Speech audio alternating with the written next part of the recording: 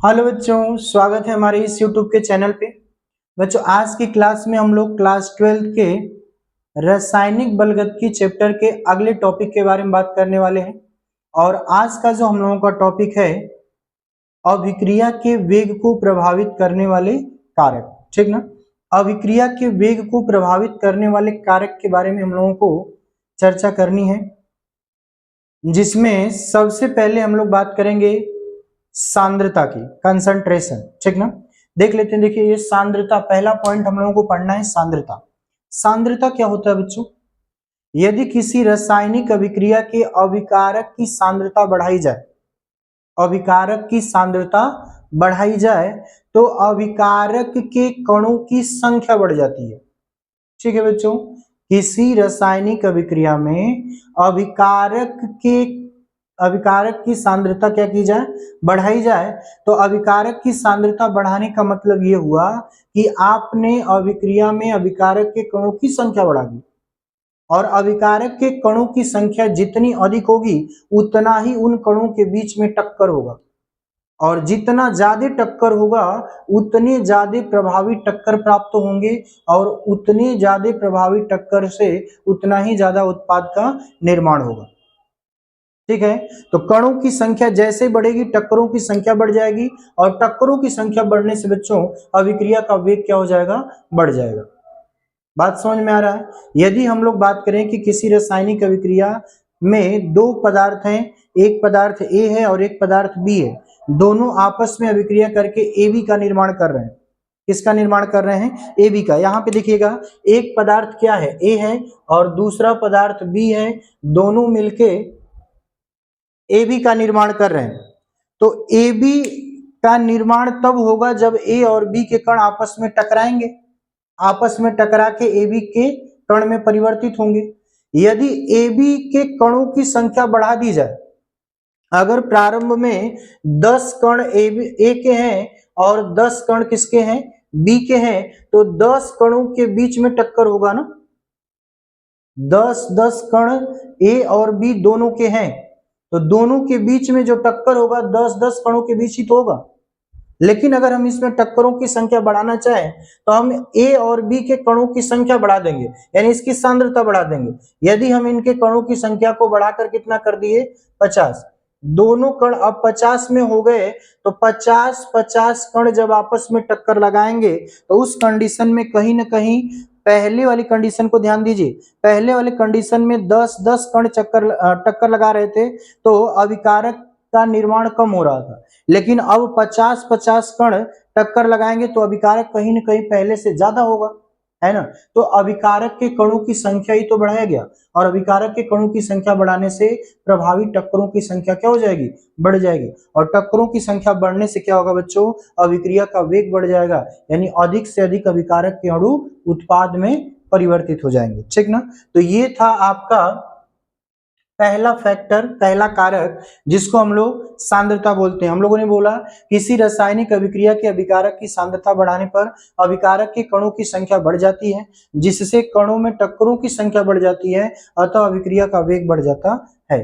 अभिकारक की कणों की संख्या जैसे आप बढ़ाएंगे, अभिकारक की सांद्रता बढ़ाएंगे तो उसके कणों की संख्या बढ़ेगी। अभिकारक के कणों की संख्या बढ़ी तो उसमें टक्करों की संख्या बढ़ेगी, और टक्करों की संख्या बढ़ी बच्चों तो अभिक्रिया का वेग क्या हो जाएगा? बढ़ जाएगा। ये पहला फैक्टर हो गया। ठीक है। दूसरे फैक्टर की बात करते हैं। दूसरा है ताप। यदि आप किसी रासायनिक अभिक्रिया के अभिकारक का ताप बढ़ाते हैं, है ना, तो अभिकारक का ताप बढ़ाने से अभिकारक के कणों की गतिज ऊर्जा बढ़ जाएगी। बात समझ में आ रहा है? अभिकारक के कण जो होंगे अत्यधिक तेजी से गति करेंगे, और जब उनकी गतिज ऊर्जा बढ़ जाएगी तो जितना तेजी से गति करेंगे उतना ही तेजी से दूसरे कणों से टकराएंगे, और जितना तेजी से टकराएंगे उतना ही अधिक उत्पाद का निर्माण होगा। ठीक है। तो अगर आप किसी रासायनिक अभिक्रिया के अभिकारक का ताप बढ़ा देते हैं, ठीक है, तो ताप बढ़ाने से क्या होगा बच्चों? अभिकारक के कणों की गतिज ऊर्जा बढ़ जाएगी, और गतिज ऊर्जा बढ़ेगी तो उतना ही तेजी वो प्रभावी टक्कर करेंगे। ठीक ना। जितना तेजी से टक्कर करेंगे उतना ही अभिकारक के अणु किसमें? उत्पाद में परिवर्तित होंगे, यानी अभिक्रिया की दर क्या हो जाएगी? बढ़ जाएगी। ठीक है।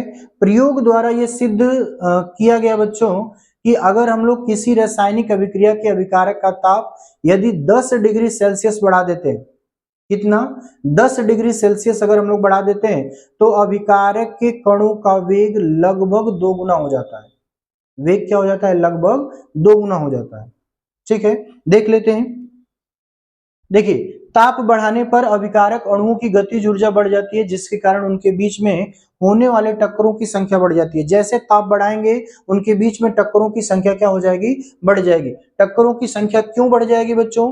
क्योंकि अणुओं की गतिज ऊर्जा बढ़ जाती है। ठीक ना, अणुओं की गतिज ऊर्जा बढ़ेगी तो उसमें टक्करों की संख्या क्या होगी? बढ़ जाएगी। और टक्करों की संख्या बढ़ेगी तो उत्पाद बनने की दर बढ़ जाएगी, ज्यादा उत्पाद का निर्माण होगा, अभिकारक के कण ज्यादा उत्पाद में परिवर्तित होंगे तो उत्पाद बनने की दर बढ़ जाएगी, अतः अभिक्रिया का वेग क्या हो जाएगा? बढ़ जाएगा। ठीक ना, तो अभिक्रिया का वेग बढ़ जाता है बच्चों। यदि आप ताप बढ़ाएंगे तो अभिक्रिया का वेग क्या हो जाता है? बढ़ जाता है। देखिए नोट में हमने लिखा हुआ है कि 10 डिग्री सेल्सियस ताप बढ़ाने पर अभिक्रिया का वेग लगभग 2 गुना हो जाता है। अभिक्रिया का वेग लगभग कितना हो जाता है? 2 गुना हो जाता है। यदि आपने 10 डिग्री सेल्सियस ताप बढ़ा दिया तो अभिक्रिया का वेग लगभग कितना हो जाएगा? 2 गुना हो जाएगा। ठीक है, तो हम लोगों ने दो फैक्टर देखा, एक हमने पढ़ा सांद्रता और दूसरा क्या पढ़ लिया? ताप। तीसरे फैक्टर की बात करते हैं, उत्प्रेरक। अगला टॉपिक है बच्चों उत्प्रेरक का प्रभाव। ठीक ना, उत्प्रेरक के प्रभाव की बात करें बच्चों तो धनात्मक उत्प्रेरक जो होते हैं ये रासायनिक अभिक्रिया के वेग को बढ़ा देते हैं। ठीक ना, रासायनिक अभिक्रिया के वेग को क्यों बढ़ा देते हैं? क्योंकि ये अभिकारक के कणों की सक्रियण ऊर्जा को घटा देते हैं और सक्रियण ऊर्जा जितना कम होगा उतना ही ज्यादा अभिकारक के कण टकराकर उत्पाद में परिवर्तित होंगे। ठीक है, वही ऋणात्मक उत्प्रेरक की बात कर लें तो ऋणात्मक उत्प्रेरक रासायनिक अभिक्रिया के वेग को घटा देते हैं। क्यों? क्योंकि ये सक्रियण ऊर्जा का मान बढ़ा देते हैं। सक्रियण ऊर्जा जितना अधिक होगा अभिकारक के कणों का उतना ही कम अणु अभिकारक से उत्पाद में परिवर्तित होंगे। ठीक ना, सक्रियण ऊर्जा का मतलब होता है बच्चों कि अभिकारक के कणों के पास आपस में टक्कर लगाने के लिए जितनी न्यूनतम ऊर्जा होगी उस न्यूनतम ऊर्जा को हम लोग बोलेंगे सक्रियण ऊर्जा। ठीक ना, तो जितनी सक्रियण ऊर्जा का मान कम होगा उतना ही कण आपस में तेजी से टकराएंगे और अभिकारक से उत्पाद में बदल जाएंगे। और यदि सक्रियण ऊर्जा का मान अधिक हुआ तो उतना ज्यादा प्रभावी टक्कर नहीं कर पाएंगे और ये उत्पाद में परिवर्तित नहीं हो पाएंगे। तो धनात्मक उत्प्रेरक अभिक्रिया के वेग को बढ़ा देता है क्योंकि ये सक्रियण ऊर्जा का मान घटा देगा, और वही ऋणात्मक उत्प्रेरक रासायनिक अभिक्रिया के वेग को घटा देता है क्योंकि ये सक्रियण ऊर्जा का मान क्या करता है? बढ़ा देता है। ठीक है, तो ये धनात्मक और ऋणात्मक उत्प्रेरक का प्रभाव होता है रासायनिक अभिक्रिया के वेग पर। ठीक है बच्चों, आगे हम लोग बात करते हैं, देख लीजिए। धनात्मक उत्प्रेरक अभिक्रिया के वेग को बढ़ा देते हैं क्योंकि सक्रियण ऊर्जा का मान कम कर देते हैं, परंतु ऋणात्मक उत्प्रेरक अभिक्रिया के वेग को घटा देते हैं क्योंकि ये सक्रियण ऊर्जा को बढ़ा देते हैं। ठीक ना, तो जो सक्रियण ऊर्जा को बढ़ाएगा वेग को कम करेगा, अभिक्रिया के वेग को कम करेगा, और जो सक्रियण ऊर्जा का मान क्या कर देगा? सक्रियण ऊर्जा का मान कम कर देगा और रासायनिक अभिक्रिया के वेग को क्या कर देगा? बढ़ा देगा। ठीक ना, तो आगे हम लोग अगला बात करते हैं। अगला कारक है दाब। ठीक ना, तो दाब की अगर बात किया जाए, किसी गैसीय अभिक्रिया पर दाब बढ़ाने से आयतन घट जाता है जिसके कारण अभिकारक के अणुओं की सांद्रता बढ़ जाती है, अतः अभिक्रिया का वेग क्या हो जाता है? बढ़ जाता है। क्यों बढ़ जाता है? क्योंकि अभिकारक में टक्करों की संख्या बढ़ जाएगी। जैसे देखिए, अगर मान लीजिए हमारे पास कोई पात्र है और इस पात्र में अभिकारक के अणु इस तरह से व्यवस्थित हैं और अभिकारक के अणु व्यवस्थित हैं, यहाँ पर एक पिस्टन लगा हुआ है और इतने आयतन में अभिकारक के कण हैं जो आपस में टक्कर लगा रहे हैं। ठीक ना, अगर हम इन अभिकारक के कणों को ऊपर से प्रेशर लगा के ऊपर से पिस्टन द्वारा दबाएं तो बताओ, जैसे ही दबाएंगे तो उस कंडीशन में क्या होगा बच्चों? उस कंडीशन में देखिएगा इधर, यहाँ पे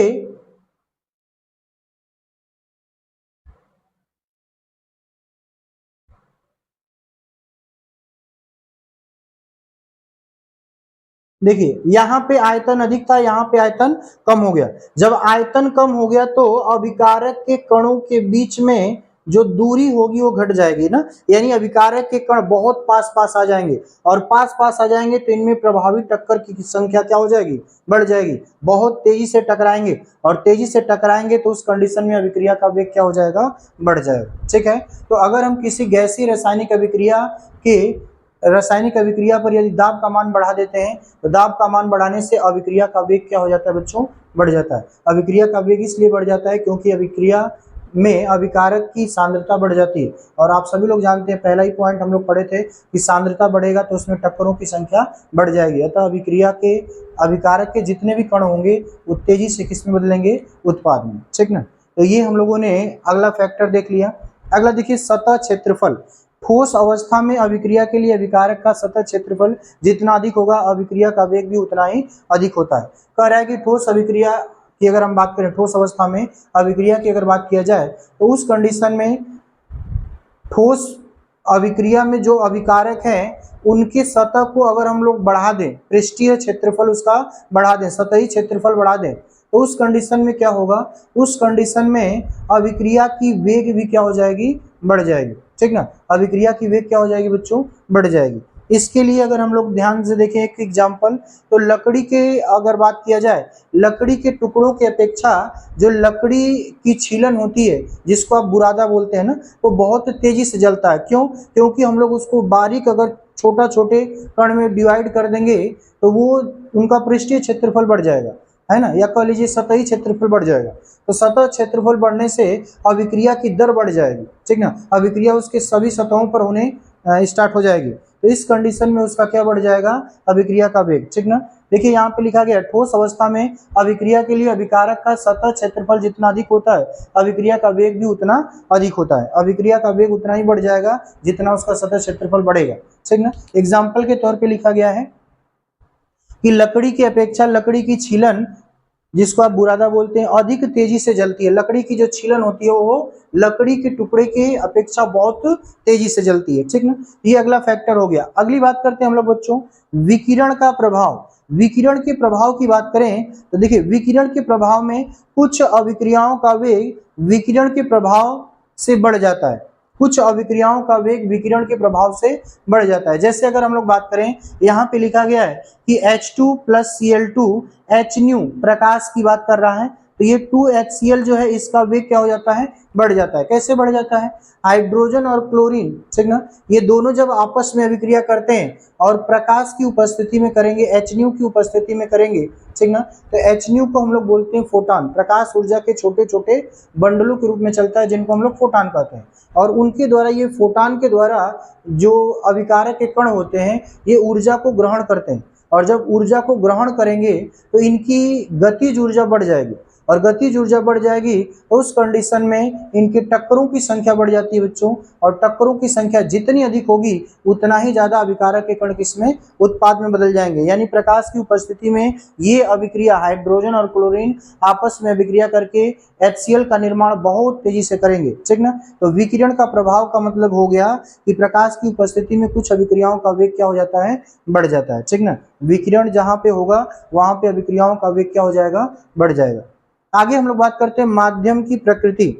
माध्यम की प्रकृति की बात किया जाए बच्चों तो ध्रुवीय कारक, ध्रुवीय अभिकारक की अगर बात किया जाए, ध्रुवीय अभिकारक में, ध्रुवीय अभिकारक के अभिक्रिया का वेग ध्रुवीय विलायक में अधिक होता है। कहने का अर्थ यह है कि अगर आपके पास कोई अभिकारक है और वो अभिकारक किस नेचर का है, ध्रुवीय नेचर का है या आयनिक है, ऐसा है, आयनिक है या फिर ध्रुवीय नेचर का है, तो अगर हम उसको किसी ध्रुवीय विलायक में मिलाते हैं, है ना, तो उसके वेग की बात किया जाए, अभी ध्रुवीय विलायक में मिलाने के बाद उसके वेग की बात किया जाए तो उसका वेग क्या हो जाता है, बढ़ जाता है। ठीक ना, वही चीज यहाँ पे बोल रहा है कि ध्रुवीय अभिकारक के अभिक्रिया का वेग ध्रुवीय विलायक में अधिक हो जाता है। जितने भी ध्रुवीय अभिकारक होंगे उनके वेग की बात किया जाए, उनके अभिक्रिया के वेग की बात किया जाए तो ध्रुवीय विलायक में क्या हो जाते हैं, अधिक हो जाते हैं।